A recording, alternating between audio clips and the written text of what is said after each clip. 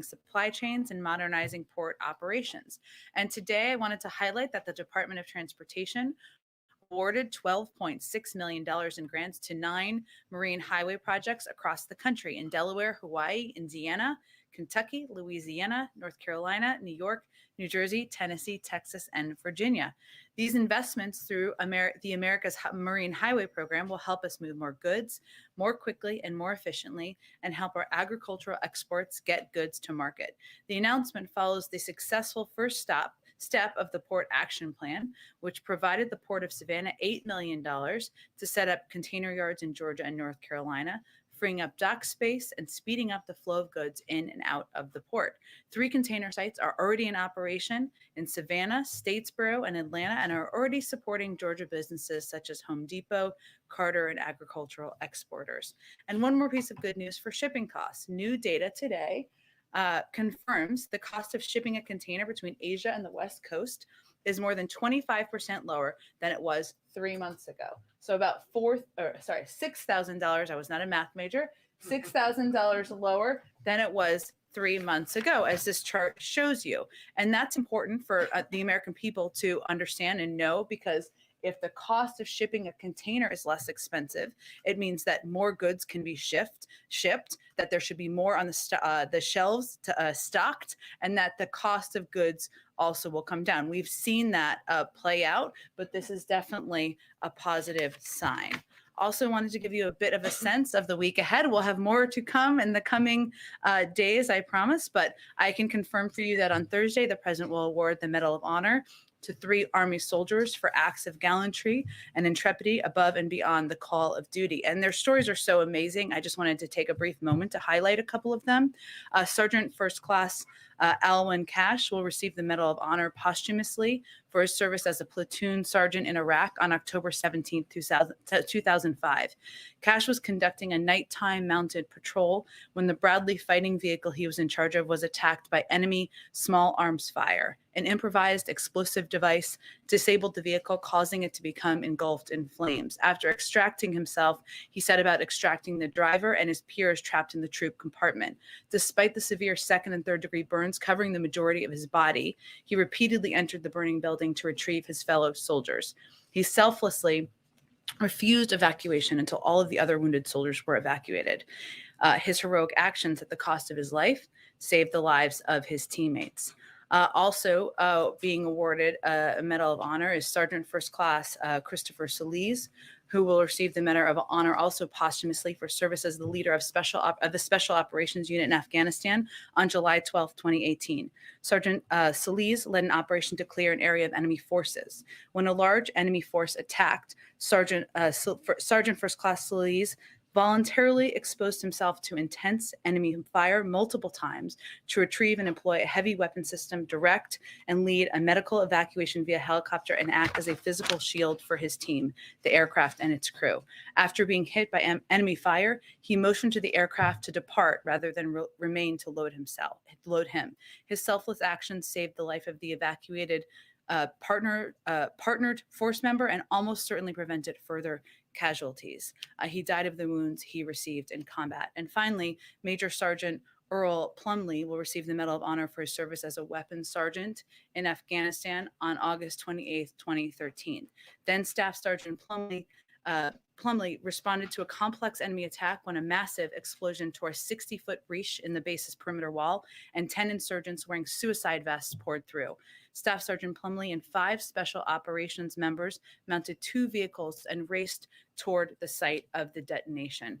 Without cover and with complete disregard for his own safety, Staff Sergeant Plumley repeatedly advanced on the enemy force, engaging multiple insurgents with only his pistol, killing 2 insurgents and engaging combatants at close range, including an insurgent whose suicide vest exploded a mere 7 meters from his position. Undeterred, he joined a small group of American and Polish soldiers who moved to counterattack the infiltrators and carried a wounded soldier to safety. So the president looks forward to honoring 2 of those individuals posthumously and 1 on next Thursday when he awards the Medal of Honor. With that, Colleen, why don't you kick us off? Okay, thanks, Jen. I wanted to ask 2 questions. One is, can you talk a little bit about the, White House outreach to Senator Manchin and other senators on the Build Back Better Act in relation to the recent CPI index reports today. And then the second question is, I wondered what else the White House can do or should be doing with regards to women's reproductive rights, given everything that's happening. Specifically today, there was a ruling out of Texas that keeps the restrictions intact while the lawsuits play out. So I just wondered what else, aside from the codification of Roe in Congress, and should the administration be doing? Absolutely. Well, let me take the first one first. Let me first say that as it relates to the CPI or the Consumer Price Index data this morning, let me start with the data. The data was taken in November. Even since that time, over the course of the last nearly 2 weeks, we've seen a decrease in costs in some of the areas that account for a big percentage of the rise in inflation. So about 50% of the inflation numbers, is attributed to the rising gas prices and the rising car prices. On gas prices, and we had a chart, maybe they'll pull it up again. That Brian Deese, our NEC director, talked about just yesterday. What we've seen in recent days are gas prices are coming down from their peak. And this obviously is not captured in the data, since the data was through the course of November. So in 20 states, gas is below their 20-year average in real terms, and natural gas is down 25% from its November average. We attribute this to a range of factors, including the president tapping the Strategic Petroleum Reserve in coordination with partners around the world. But more broadly, we're seeing positive signs of supply chain bottlenecks being addressed that are helping address this as well. And we expect those numbers to continue to decrease across the country. The other piece and gas, I should also note, on the wholesale market is down over 30 cents per gallon since its peak, which is, again, a good sign. The other piece, as we're seeing as it relates to cars, is wholesale car prices are down as well. Used car prices are down as well. So when car dealers are purchasing cars, they are at a lower cost than they were before for a range of reasons, including the availability of chips, because we've helped solve some issues in the supply chain. That means that as we look to the first quarter of next year, or the first couple of months of next year, those car prices are going to keep coming down. One other third note, let me just note in the data, one of course, the factors as it relates to costs that consumers are experiencing, the American people are experiencing, is of course the cost of food when you go to the grocery store. 25% of that, our economists or economic experts estimate, is related to meat prices. You buy a pound of burger, you buy a poultry, whatever it may be. And our assessment here, and we've taken steps as it relates to our competition agenda, is that dominant corporations in these industries are taking advantage of their market power to raise prices while increasing their own profit margins. Meat prices are a very good example of that, something we're working to crack down on. And just to give you a sense, gross profit margins for big meat processors were up 50%, and net margins are up over 300%. That should not be the case. That is not all attributed to supply chain issues, et cetera. So I just wanted to dig into some of the data things there first, but I will note as it relates to how we have these conversations now with this data out, our argument is that this makes passing Build Back Better even more imperative, even more important, because what Build Back Better will do is it will start cutting costs early next year, including for childcare costs, cutting them in half in 2022, making preschool free for many families starting in 2022, saving families the $8,600 a typical family currently spends on preschool, leading to the construction of additional housing units starting in 2022. These are all areas, the way people, and the president just talked about this too, experience inflation, as you all know, is not through the data or graphs, as much as we love graphs in here, but it's about the costs on their family budgets. And so that's why in our view, and the president's view, the argument is even stronger to get it done now. The last thing I would note on this, and then I'll get to the other question you had, is that the president just noted, and I don't know if you saw, that he would be speaking with Senator Manchin early next week. Obviously, we're in touch at a staff level, but I will leave it, of course, to Senator Manchin to speak to that further. As it relates to the question about the Supreme Court ruling this morning, the president has obviously been at former Senator Dole's funeral for the majority of the day, but we will be issuing a statement in his name. We naturally wanted him to see and review and edit first, so you will all be getting that shortly. But let me just note that the president is very concerned by the Supreme Court's decision allowing SB 8 to remain in effect, given the consequences the law has for women in Texas and around the country and for the rule of law. I know you noted this, but I would just like to reiterate that the president is deeply committed to the constitutional right recognized in Roe v. Wade, and he has argued and advocated in the past for codifying Roe through passing the Women's Health Protection Act. And the ruling this morning is a reminder of how much these rights are at risk.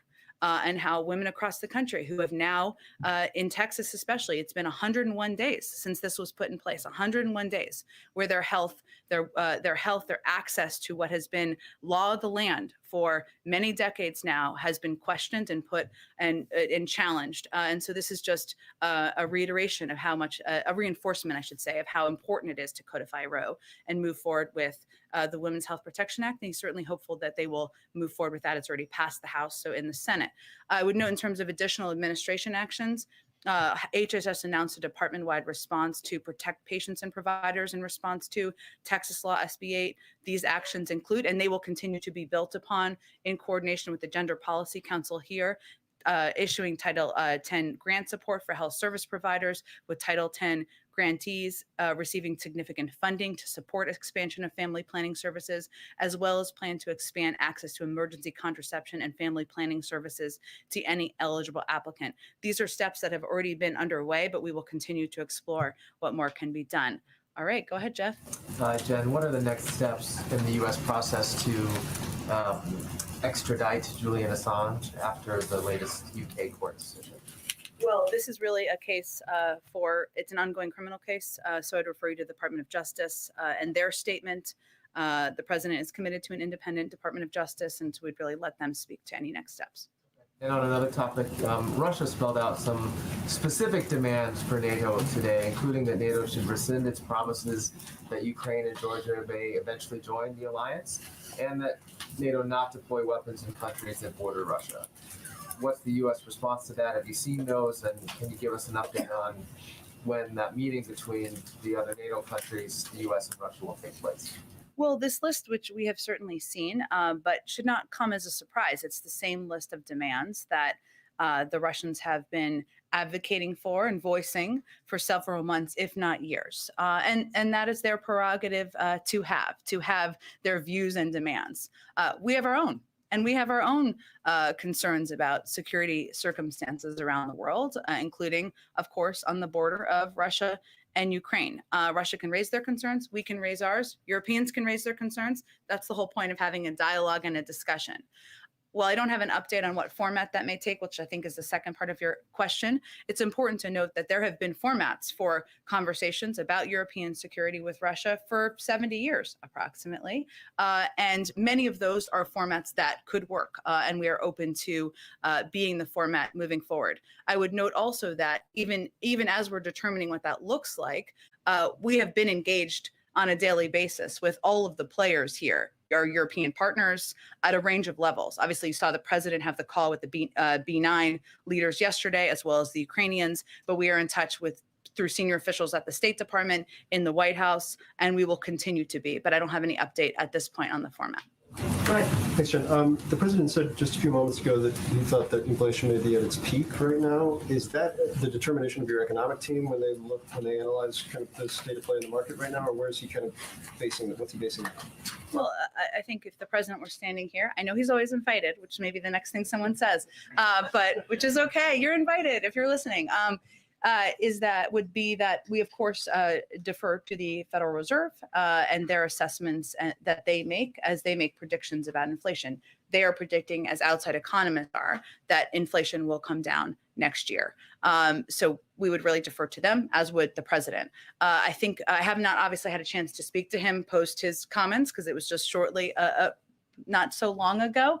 But I think what he is in his mind, as he went on to articulate, is what we're doing to lower costs for the American people. And that's how he sees it, is, of course, inflation is we use here, we use at the Federal Reserve, a very important economic term. The way the American people experience this at home is costs and what things cost, whether it is the cost of gas or natural gas, heating your home or putting gas in your car. We're seeing those prices come down, or whether it is buying a car. Again, we're projecting those prices will come down. We're obviously working to bring the cost of food down. So we are seeing those move in a good trajectory and in a good direction. And I think that's how he was articulating it. And then you guys have been consistent on your argument as it relates to Build Back Better and inflation now for weeks, if not months. Senator Manchin has been consistent in his position for weeks and not months. Obviously, something is going to need to change in that dynamic on the senator's side of things for him, I presume, to support Build Back Better. What changes in your argument that resonates with the senator, given his long-held positions here on inflation? Well, we will certainly let the senator speak for himself. He will, of course, be speaking with the president, as the president alluded to early next week. And I would expect the president will convey much of what we've conveyed publicly, that while we've seen costs increase in some areas and we've seen them move in a good direction in some areas as well, what we need to do now is think about what we're going to do about rising costs. What is our plan to address rising costs? You saw every single Republican in the House vote against Build Back Better. What were they voting against? Yes, they were voting against the president's agenda. They were also voting against lowering costs. They were voting against lowering costs for childcare, lowering costs for elder care, lowering costs for healthcare. And I think the not argument, because he has a very good working relationship with Senator Manchin, but I think the case he will make is that this is exactly the time to pass this bill and move it forward so that we can lower costs for the American people on all of those topics, including insulin and areas that really force American families to pinch pennies. Go ahead. On that same point, though, just politically, do these numbers make it more challenging, you think, to pass Build Back Better, given the fact that opponents and even Manchin argue that pouring more money into the economy will only make things worse? Well, what we know is what 17 Nobel laureate economists have conveyed, which is that this will help address inflation. We know that economists across the board, many across the board, have conveyed that this will help address what we see as rising costs. And we also know that for American families sitting at home, they don't necessarily think of it as what the data and what the economists are saying. They think of it as what their weekly budgets are, what their monthly budgets are, and which leader has a plan to address that. So actually for us politically, arguing we're going to bring down the cost of childcare, we're going to bring down the cost of preschool, we're going to make affordable housing a reality. And on the other side of the aisle, you have people who are opposed to lowering that cost, is a pretty viable argument. And on the timeline here, just to put a finer point on it, you noted the costs are already going down that may not be reflected in this report, and that you may see changes next year. But you're an American at home, worried about these rising prices. How long do you think Americans should be prepared for these increased prices to persist? Well, I think the way the American people look at it is not through data. Right? They look at it through how things are impacting their lives. So what they can know is that gas prices are coming down in about 20 states across the country. We expect that to happen in more. Natural gas prices are coming down. That means if they're looking to heat their homes, it was a very cold day here yesterday, for other cold days around the country, those prices are coming down. If they're looking to buy a used car, those prices should come down early next year. And also there are steps we're taking to address areas of where we see prices increasing, like when they go to the store to buy some, burgers for a barbecue, that we're working to go after meat conglomerates for raising prices and jacking prices up. So it's area to area, but what we can tell them is where we're seeing progress, where we're still going after the problem. And what we would also convey to them is you should look closely at who has a plan here and who's just shouting from a megaphone about it being a problem. We all agree it's a problem. It's who's going to do something about it. And how worried are you that the Fed may have to raise interest rates? We really, of course, defer to the independence of the Federal Reserve in making those decisions and what they feel is right for the economy. So I wouldn't say we're worried. We leave them to their independent assessment of what's needed. Go ahead. Jen, is the mentioned conversation happening here at the White House in person or by phone? I don't have anything on the format. And obviously, we've been in close touch with Senator Manchin, but I just was echoing what the president said just a few minutes ago. And then on Assange, the High Court issued its ruling in part because of assurances from the administration that Assange would not be kept under the harsh conditions that are typically reserved for high security prisoners. Can you talk about what assurances those were and where he might be held? Well, it's really all through the Department of Justice, which is where those discussions would happen. So I'd really point you to them.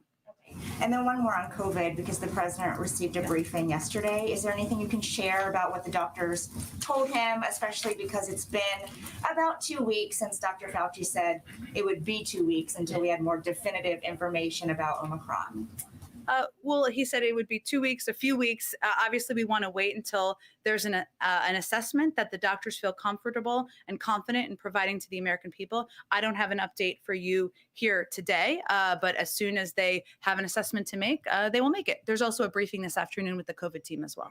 Yeah. Go ahead. Thanks, Jen. Republicans are circulating a modified version of the CBO score for Build Back Better. In their version, it included extensions of programs without being paid for, which we understand is not how the president put forward this legislation. But the reason that they're saying they did that is because Lindsey Graham says, if you believe these programs are going to go away after 1 or 2 years, you shouldn't have a driver's license. We all know child tax credits are not going to go away after a year. What does the White House say to that?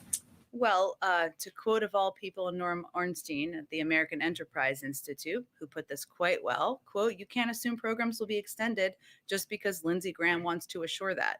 An estimate based on what's not in the bill is bogus and fundamentally dishonest." I mean, this is not a CBO score. This is a fake CBO score. It's not about the existing bill anybody is debating or voting on. This is about proposing the extension of programs that has not been agreed to without the commitment of the president, which he's made repeatedly publicly, that he would never support extending these programs if they weren't paid for, period. That has been his commitment. That is his commitment. I would also note that there's a particular irony here that it shouldn't be lost on Senator Graham. Maybe it is lost on Senator Graham. I don't know. That the plan they proposed and passed into law, the 2017 tax cuts, were $2 trillion, which were not paid for in any way, shape, or form. That didn't seem to upset them at all.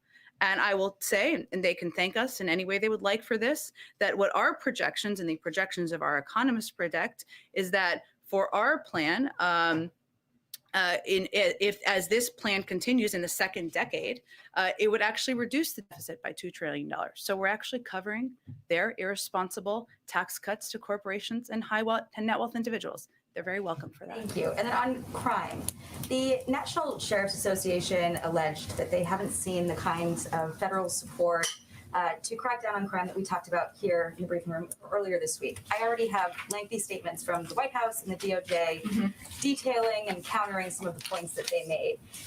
But more broadly, if the feeling among communities and law enforcement groups is that things are getting worse and not better, and that they're not visibly enough seeing results from what the White House is doing, how can the White House project a stronger image that they're tough on crime and crack down on this? Well, Jackie, I would first say that we recognize, and let me just reiterate, that we agree that violent crime is a serious problem. We have concerns about what we've seen, serious concerns about retail theft in a range of communities across the country. And I know you are aware of this, but we have actually taken some what we would consider serious steps to help work with these communities, whether it's plussing up police forces in San Francisco and LA, or having the FBI work directly with the LA Police Department to address areas where we have seen an increase in retail theft. I would also note that what the president has proposed, and obviously we're on the CR short-term budget right now, is an increase and a plus up in funding for the COPS program of almost $300 billion more than what was proposed by the former president, because he believes that police departments and law enforcement should be properly funded and supported. That is something he's been a believer in his entire career. So I would say we are committed to, but we have proposed additional funding. We are working directly now, and obviously this work is ongoing. And one real quick one on the Jussie Smollett verdict. Both the president and vice president tweeted at the time of that attack. The president tweeted, "What happened to Jussie Smollett must never be tolerated in this country. We're with you, Jussie." The vice president called it an attempted modern-day lynching. Since the guilty verdict, are there any lessons learned here on rushing to judgment when a crime is alleged? I think there are lessons learned perhaps for everybody who commented at the time, including former President Trump. I wish April Ryan was here because I think she asked him the question. Do I see her somewhere or no? Okay. She just left, where he said, I can tell you that it's horrible. It's doesn't get worse, in response to her question about about Jussie Smollett at the time. I would say that we respect the jury's decision. Lying to the police, particularly about something as heinous as a hate crime, is shameful. Instances of that need to be investigated fully, and those found guilty need to be punished. And false accusations divert valuable police resources away from important investigations. They make it harder for real victims to come forward and be believed. You know, if you look back at the time, it's also true and important to note that accusations of hate crime should be taken seriously, and they need to be fully investigated. But that's where everybody was looking at it at the time. But certainly, knowing what we know now, it's important to also note the danger of lying to police and lying about hate crimes and the fact that it diverts important resources. Go ahead, Kristen. Thank you, Jen. I know you've gotten some questions about the timeline of inflation, but let me just try again in this context. I think it bears repeating because now we have the numbers.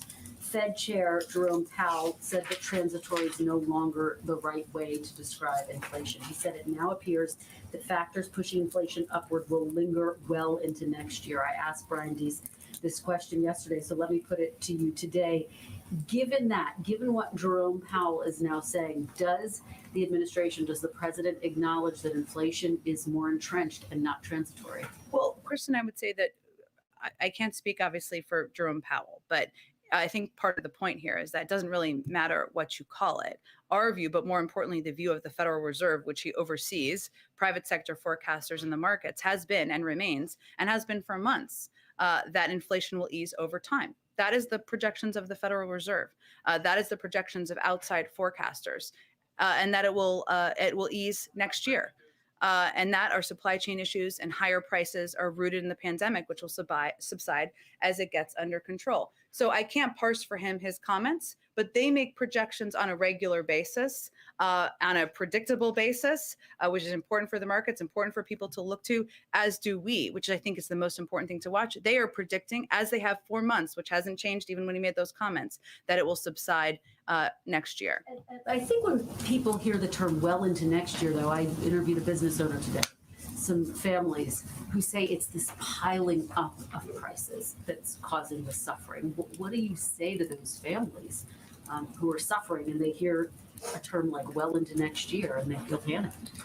I would say that we take the rise in prices and that impacts individual families, small businesses, anyone across this country incredibly seriously, Kristen. And that's why it's so important to note and to detail, as I did at the beginning, but I can highlight a little bit more, what the president is doing and what this administration is doing to lower prices. And that includes using every lever at our disposal to lower gas prices, something that's impacting people across this country. We've seen some progress. 20 states across the country, we've seen it go down. We expect that to increase. Another key driver in these inflation numbers is the price of cars. We're seeing wholesale car prices come down. That means when families go to a lot to buy a used car, first quarter of next year, the prices will be lower. And we're also using tools at the president's disposal to go after meat conglomerates, where we're seeing when people go to the grocery store and a pound of meat is more expensive than it should be. We agree. That's less related to supply chain issues. A lot of that's related to the actions these conglomerates are taking to take advantage of the American people and the industry. So what people should understand is that the president is focused on bringing down costs in all of these industries, how they're impacting their daily lives, which is what's most important to him.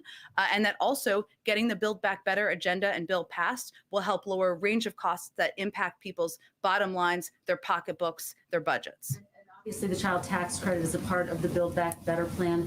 I asked you about this yesterday. If there's any discussion about pulling it out as a standalone piece for the families who rely on that tax credit, will the president say to Congress, don't leave until we get this done, to make sure that that child tax credit does get extended? What's his plan for that?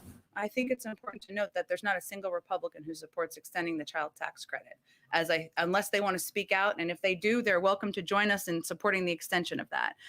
We believe that the the full package, the entirety of the package has key components that will lower costs for American families. That's what we're advocating to push to pass. That's what Leader Schumer would like to do and see passed, and that's what our focus is on at this point in time. Go ahead. Yeah, thanks. Going back to abortion, what path does this White House see for the Women's Health Protection Act, given the current balance in the Senate? Would you advocate for a filibuster carve-out in order to pass that bill and protect access to abortion? I would say that we would like to see that bill come up for a vote in the Senate. We would like to see that bill move forward, but in terms of the mechanism for that, I don't have anything new on that. We will defer to leaders in the Senate. And then also, there's some reports today about conversations among senators about potentially exploring a rules change to expedite ambassador nominations. Is the White House involved in this conversation at all? And how worried are you about a scenario where tensions are escalating at the border of Ukraine and you don't have ambassadors in some of these key European cities? We're deeply worried about it. It is true. Let me first state, having worked at the State Department for a few years, that we have a very talented foreign service team and officials around the country, around the world, and career officials that are around the world. But it should be that if there are qualified, talented, experienced nominees who have been nominated by a president to serve in key positions around the world, they should move forward through the Senate. And what we're seeing now is that there is still delay in process. A number of these nominees will end up with a majority of votes. Not everyone, but a vast majority of votes, Democrats and Republicans. Yet there's an insistence on hours and hours of debate that's slowing the process. And you're absolutely right.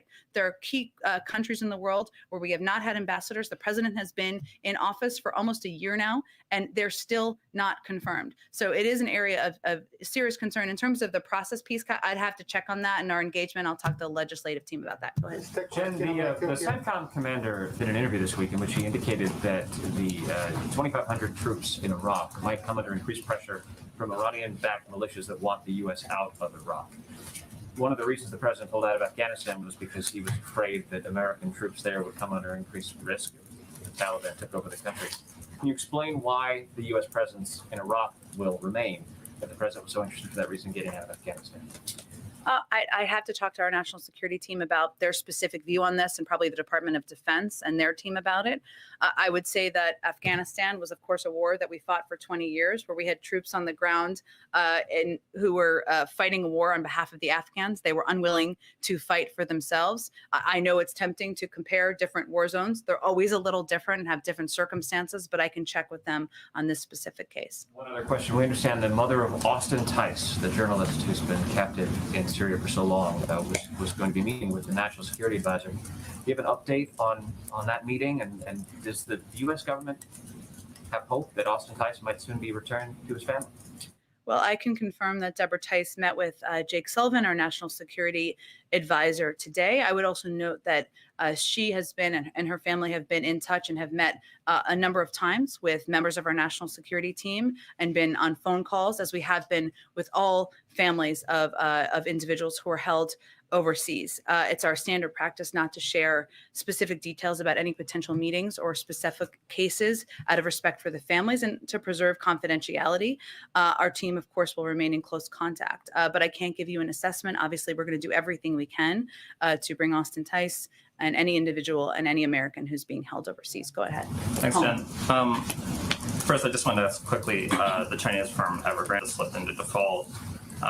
You were asked about this a couple months ago and said that the U.S. was monitoring, but now that it's actually happened, I'm wondering sort of what the level of concern is and if the administration of the White House is undertaking any action in response. The vast majority of their business and, of course, market impact is in China, not in the United States, as I think you well know. Obviously, any potential impact would be monitored by the Department of Treasury. I have not heard any additional or new assessment on that, but of course, they monitor not only domestic, but also global markets. And I just wanted to sort of diagram a sentence that you said earlier. Okay. It's a Friday. Give me a break. Well, I'll explain. Okay. You were talking about. I need a chalkboard. Yeah, the CBO, the CBO report of the Sure. non-existent bill, and you in explaining why you didn't think it was valid, said that the president would never support extending these programs if they weren't paid for, period. And the reason I'm asking this question is I envision a scenario where in like 2 or 3 years, I'm still sitting here, maybe you're not, but Wow, this is like a real harsh line of questioning. You might be done with us, but a Biden press secretary is sitting here and you're trying to extend some element of Build Back Better because, as we all know, the package is not going to move, or the elements of the package wouldn't all move together in we're just renewing Build Back Better. So I want to be extremely specific. Mm-hmm. If there's an element of Build Back Better that expires, the president will never support renewing that element unless it is fully paid for and deficit neutral. He wants to, he would only support extending these programs if they were paid for, period. I'm not going to parse all individual moments, but that is what he has stated publicly. That is his commitment. He is a person who is fiscally responsible, unlike the person who asked for the fake CBO score. And that is his commitment as long as he is president. If it's child tax credit or payments for child care comes up, it's expiring, it's on its own. You don't have a way to pay. I'm not going to get ahead of a hypothetical, but again, what this fake CBO score was about was extending all of the programs that would expire without paying for them. The president would pay for them. There's no bill that exists on this front, and we don't even know what the vehicle would be. But again, the president has been clear about his intention to pay for these programs. And so that's one of the reasons why this is so disingenuous. But you're saying that Americans aren't focused on big picture data lines, but yesterday Brian talked to us for 40 minutes about lots of data points that are moving in the right direction. Yeah. So I'm wondering, given all of those things and given what you're talking about, prices month to month moving in the right direction, what's the White House's big picture view on why so many Americans are so pessimistic about the economy and about the direction of the country? Because another data point is more and more Americans are saying wrong track on monthly polling on that key question. well, there are certainly Americans who look at data. I'm not suggesting that. Many of them work in New York and other places. I'm conveying that the way people experience it, I think you know what I'm saying, but the way people experience it, and the president just said this as well, is not by looking at charts in the paper, right? As much as we love charts, because they're important for us to note, it's about their monthly budget and how much it takes to fill up their tank of gas, how much it takes to buy meat, to have burgers for a barbecue. That's what I was saying. Why are people experiencing things, or why? Because, and we've talked about this a little bit before, but a lot of it, what we're seeing in our data is people's psychology on the economy, on how they're experiencing things in the country right now, is related to COVID. And the fact that COVID, we're still in a fight against this virus. People expected it to be over sooner. We have new variants that have come up, and people are looking to get back to a normal version of life. And so that's our best assessment. Obviously, Americans will experience things different ways, and we certainly understand that. But broadly, when you look at data, that's what we see. Go ahead. Thank you, Jen. I wanted to ask you something in light of this week's Democracy Summit. Sure. Former President Trump has been undermining the 2020 election result for most of this year. He puts out statements, various releases, and I wonder why President Biden has not used his bully pulpit to push back on the misinformation coming from former President Trump, just given that democracy is such a top concern.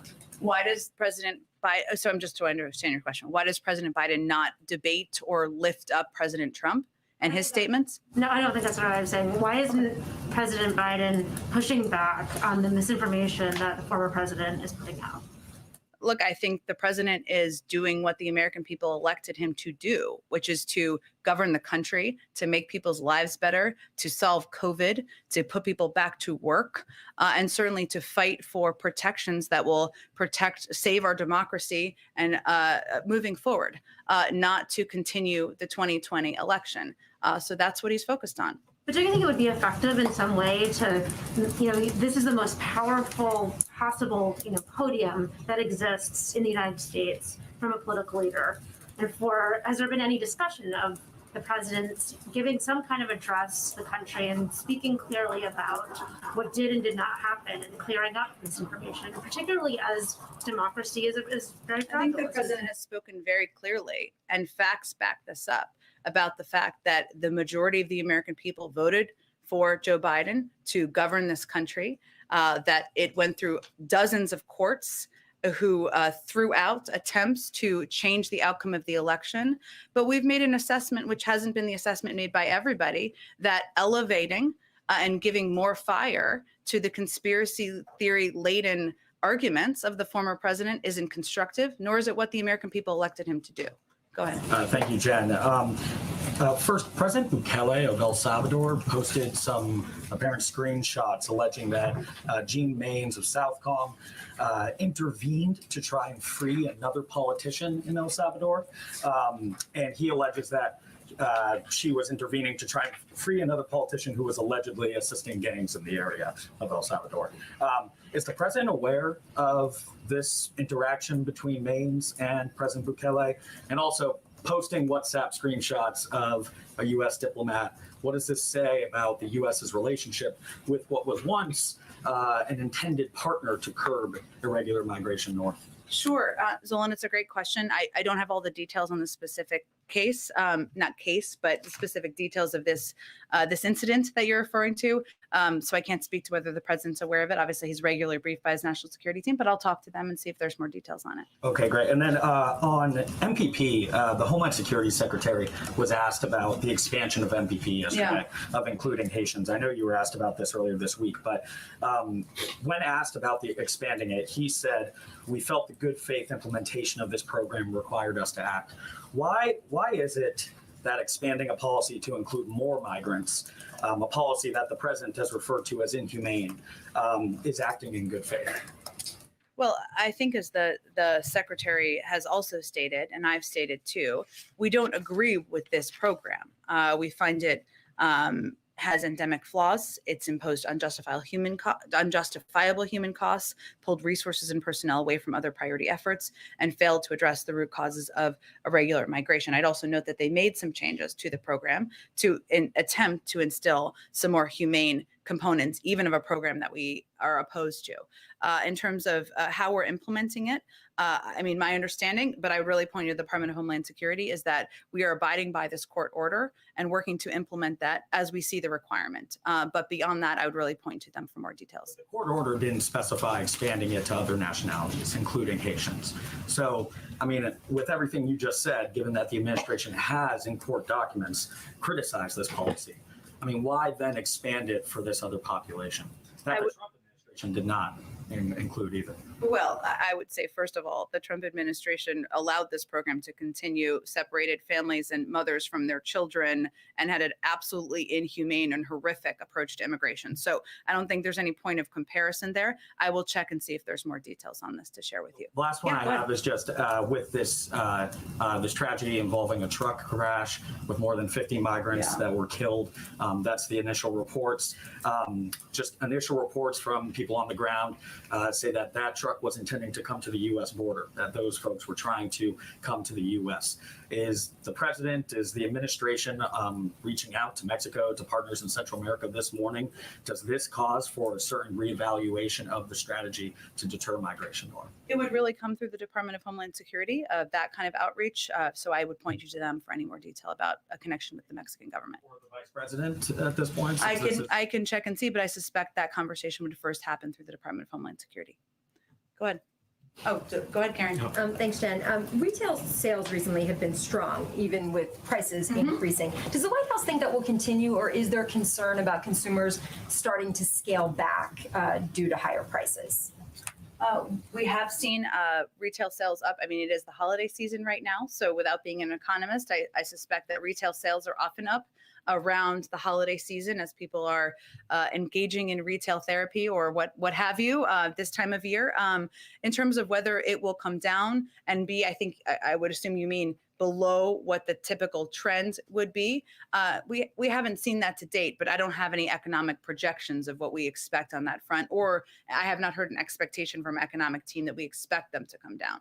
And on a different topic, Manuel Oliver lost his son in the Parkland, Florida high school shooting in 2018. He's been here in Washington this week. He spoke to us, ABC, and said he wants to meet with the president to talk about gun control in the wake of another school shooting. I know that he's met with the president in the past, and some White House officials in the past have spoken with him. But is there a plan for the president to meet with Mr. Oliver while he's here in Washington? And then I just have one quick one after that about this. Sure. Well, let me first say that we have been in touch with Mr. Oliver. Cedric Richmond has been in touch with him, and we've also offered a meeting with Cedric Richmond and members of our senior team. I don't have anything to preview in terms of a meeting with the president, but certainly he is somebody, as you noted, who the president has met with in the past. We certainly respect and honor, his loss, but also his activism as a follow-up to that on behalf of gun safety. But I don't have anything to predict at this point for a meeting with the president. I think you were asked this earlier this week, but just to circle back on that, has the president spoken with any of the families who lost a child in the Michigan school shooting last week? I don't have an update on that either at this point in time. Go ahead. So Los Angeles School District has 85% of its eligible students vaccinated, 12 years and older and up, but they're pushing back the deadline for the rest of those students because tens of thousands were not going to meet that deadline. How does the White House view that experience? Is it viewed that this has been a successful use of a mandate on students? Is this a warning sign that not enough students are getting vaccinated? How would you characterize and look at that situation? I don't have any specific grade of their implementation. Obviously, school districts across the country are going to implement or not different requirements to keep their schools safe. What I would note is that that is a vast majority. That is a compliance with what the requirements are they put in place by a large population of the school community, and that is something they have made the decision will make their community and their school safer, make parents feel more comfortable and confident in sending their kids to school. That's ultimately a good thing, but different schools are going to implement it differently. I think the president's principle is ultimately that there should not be a cliff. That there should be efforts to find accommodation, to ensure there's counseling, that there's communication and education about the efficacy of vaccines or alternatives like testing. And that is certainly something that we've conveyed to entities across the country. One more question on schools. Obviously, the White House wants schools to be open. It's been encouraging schools to open. Yeah. Many schools are fully open. But inside schools, there are often very strict rules. For example, sometimes students are required to eat outside or eat with each other, not talk to each other while they're eating. Does the White House want to see those rules lifted as well to get back to a more normal school experience? Well, schools are taking steps, especially since we've only recently approved through the CDC and FDA vaccines for 5 to 11-year-olds. They're not approved for kids younger than that, to keep their kids safe and keep students safe. I will tell you, I have a 3-year-old who goes to school, sits outside for snacks and lunch, wears a mask inside, and it's no big deal to him. I'm not saying that's the case for everybody, but these are steps that schools are taking to keep kids safe. And I think the vast majority of parents appreciate that. Obviously, we want to get to a point where we're turning to a version of normalcy for everybody, right? Where you're not sending your kids backpack with 7 extra masks, right? Where you're not adding 2 hats so that they're warm outside for a snack. There's no question that's the case. But we also think the most important thing should be safety, the safety of kids, keeping kids in school, which the president is very focused on. And some of these steps, creative steps that schools have taken, have enabled that to be possible. Go ahead, Tina. Is the Biden administration considering extending that student loan payment pause? I know there's, if not, besides legislation that probably won't pass, what are some of the options that can help these people? You're talking about the student loan payment pass that expires in February, just for clarity. So in the coming weeks, we will release more details about our plans, and we'll engage directly with federal student loan borrowers to ensure they have the resources they need and are in the appropriate repayment plan. We're still assessing the impact of the Omicron variant, but a smooth transition back into repayment is a high priority for the administration. The Department of Education is already communicating with borrowers to help them to prepare for return to repayment on February 1st and has secured contract extensions with loan servicers. So we are preparing for a range of steps here. These steps have provided, I would just note, more than $12.5 billion in discharges to nearly 640,000 borrowers, plus tens of billions more saved by the 41 million borrowers who have benefited from the extended student loan payment pause. But it expires February 1st. So right now we're just making a range of preparations. And then on the Olympics, China earlier this week said when they learned of the diplomatic boycott that there might be some retaliation. Are there any counteractions that have been discussed within the administration? We would certainly let China speak for themselves. As we noted when we made this announcement, we felt, the president felt that we could not proceed with business as usual and send a diplomatic delegation to the Olympics. But obviously, we work with China on issues where there is agreement, and we make clear where we have concerns. And that includes our strong concerns about human rights abuses, specifically in Xinjiang. Go ahead. Thanks, Jen. Just following up on Steve's question on Austin Tice. Yeah. You mentioned that the administration is doing everything it can to free him. Does everything include direct engagement with the Assad government in Syria? I'm not going to detail anything further. Our objective is, of course, bringing people home. And not just the Tice family, but other families of those who have been held captive have criticized the president that they haven't seen direct personal engagement on their family cases. Maybe you could explain what the president has done directly to help free some of these Americans abroad. I'm not going to detail the president's engagement because it's not advantageous to our objective of bringing people home. What I can tell you is that Austin Tice's mother and all of the families of Americans who are being held overseas have been in touch with our national security team, have been in touch with Jake Sullivan and other senior officials in a range of departments at the State Department and others multiple times. And we are absolutely committed to closely coordinating with them, to doing everything we can from here in the United States government to bring their loved ones home. Go ahead. Following on that UK court ruling on Assange, has the president ever given any consideration at all to a pardon? And also, what is your response to the message in some quarters that prosecuting Assange is an assault on freedom of speech, freedom of press, information, etc.? Well, I would again reiterate that this is a case that is still ongoing. It's really under the purview of the Department of Justice. They've put out a statement. I'd point you to that for any further comment. I would say, broadly speaking, outside of this case, that the president has been an advocate for freedom of speech, freedom of press. He's holding a 2-day democracy summit that's wrapping up today. The freedom of media and press is a central component of that. He announced an additional tranche of funding to ensure we're advocating for that. And he is somebody who's going to continue to advocate that domestically and internationally through the course of his presidency. Go ahead, Nadia. Thank you, Jen. You said you're expecting the price of oil to go down soon. What do you base that on, and will the president reach out to the OPEC Plus producer countries again? I have another. Well, we've already seen the price go down some. So I was basing it on what we've seen in the data in the oil markets. And yesterday you talked elaborately about a possible sanctions, economic sanctions on Iran. And you said that you will send delegations perhaps to the UAE and talk to your allies like Japan or South Korea and the rest.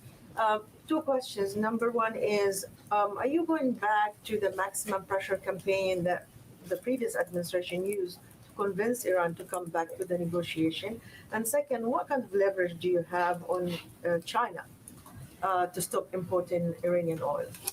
Well, I would say first, we're not using the last administration approach as a model. They pulled out of the Iran nuclear deal, which meant that they've been able to proceed and progress in their nuclear program without visibility from the United States or the global community in a way that it leads to a reduction in everyone's security and is ultimately has enormously negative impacts globally. As it relates to what our leverage is on China, China was a constructive member of the P5+1, has continued to be, and obviously there are certain restrictions and requirements everybody would have to implement in order for this to move forward. That's all part of the negotiations. I don't think anyone wants to see Iran acquire a nuclear weapon. I'm not sure if you would call that leverage as much as something that is important to the security of the global community.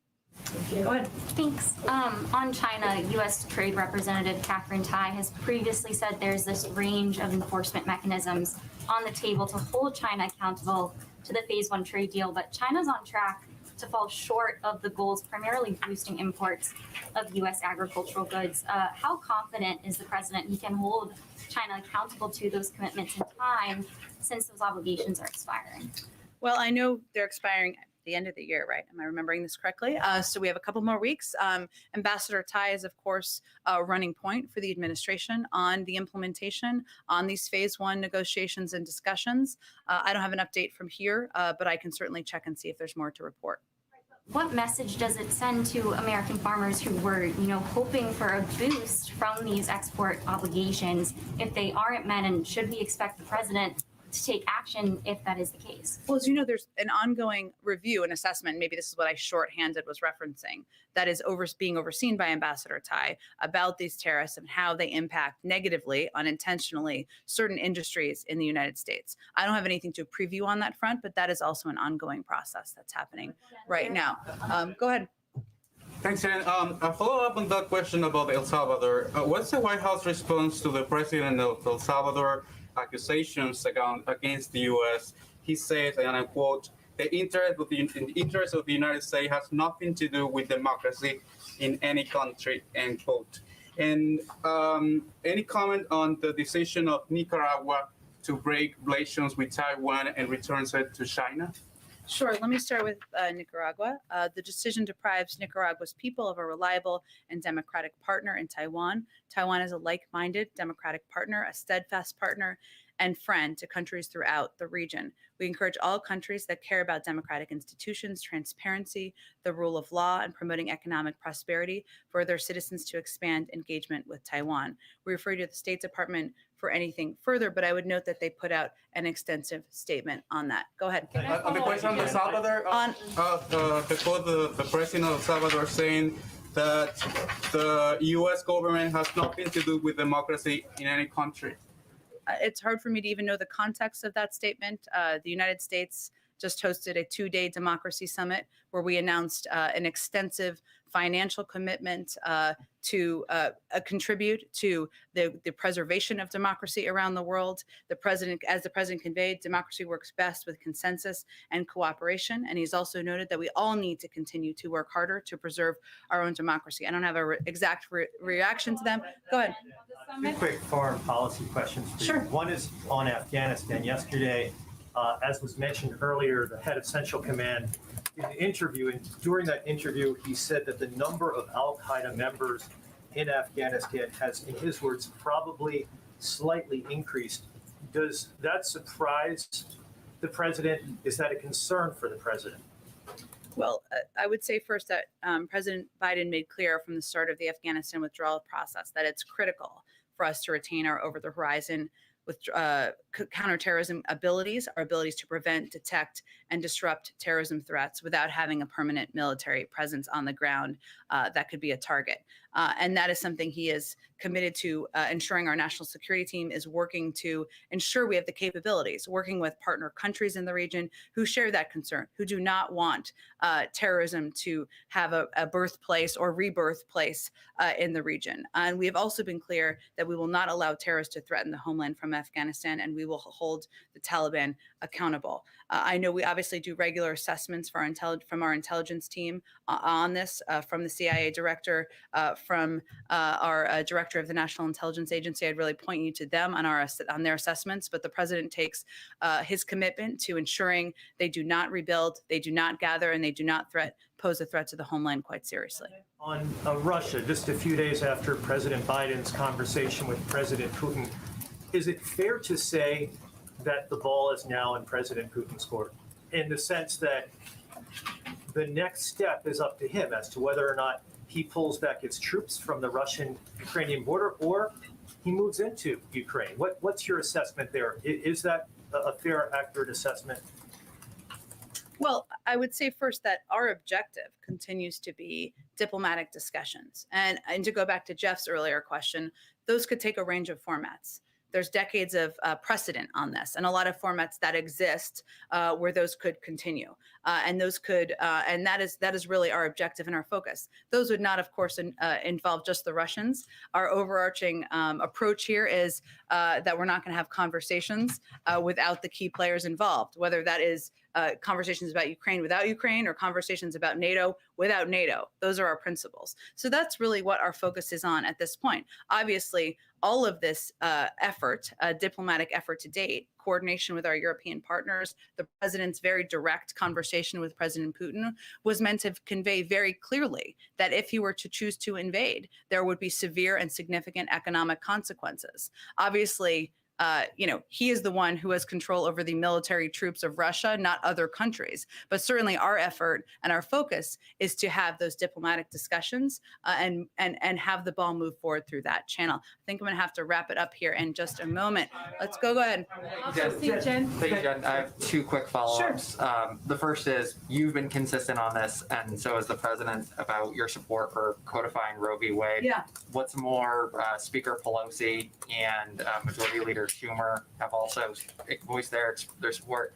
Has the White House been doing outreach on this, and do you think that you would have the votes to be successful? I can't give an assessment of the vote count at this point. What I will tell you is that we have been engaged with leaders on Capitol Hill, many of whom have been quite outspoken about their concern and the need to move forward with the Women's Health Protection Act. Today, in light of the fact that women in Texas have been, for 101 days, they've had their basic access to women's health care, to their fundamental right that's been the law of the land for decades, be put into question and at risk. In terms of what our engagement will be, we will continue to be engaged. And the ruling this morning reinforces that there is more work to be done, reinforces that need to engage on Capitol Hill and with localities around the country. Moments ago, you were pretty definitive when you said that President Biden would only support extending these programs if they were paid for, period. Does that necessarily mean that sometime in the future, President Biden would be prepared to raise taxes? Well, I think President Biden's been pretty clear about his protection of keeping taxes low for the middle class and lowering them. But we don't have any hypothetical bill we're talking about here. I think you've seen him convey that pretty clearly, and all of the bills he's supported have been consistent. But we'll have real conversations when real bills exist. Edward, why don't you do the last one? Thank you, Jen. So you talked about inflation here in the room, the highest we haven't seen since 1982. President's been in office about 11 months. What grade does the president give himself on his handling of the economy? I think every president I've ever worked for, I've only worked for two, but they try not to grade themselves. But I will tell you what the president is proud of working on with Congress, with governors, with leaders across the country, is his effort to lower prices for people across the country, whether it's the steps he took to lower the price of gas, whether it's the steps he took from the beginning to address bottlenecks in the supply chain that we're seeing play out now positively in terms of improvements, or whether it's his effort, his proposal to introduce Build Back Better, which will cut costs for people across the country. All right, happy Friday, everyone. Thank you, everyone. Have a good day.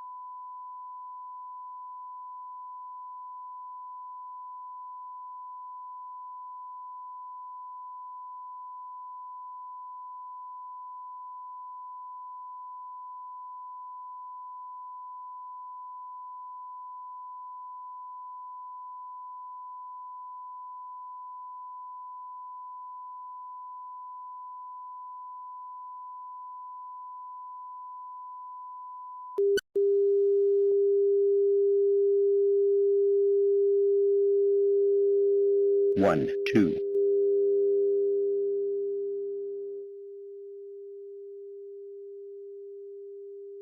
1, 2.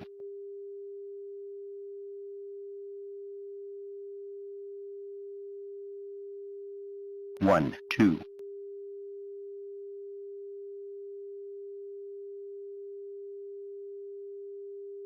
1, 2.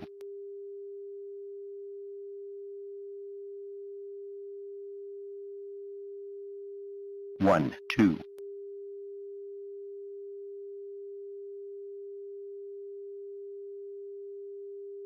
1, 2.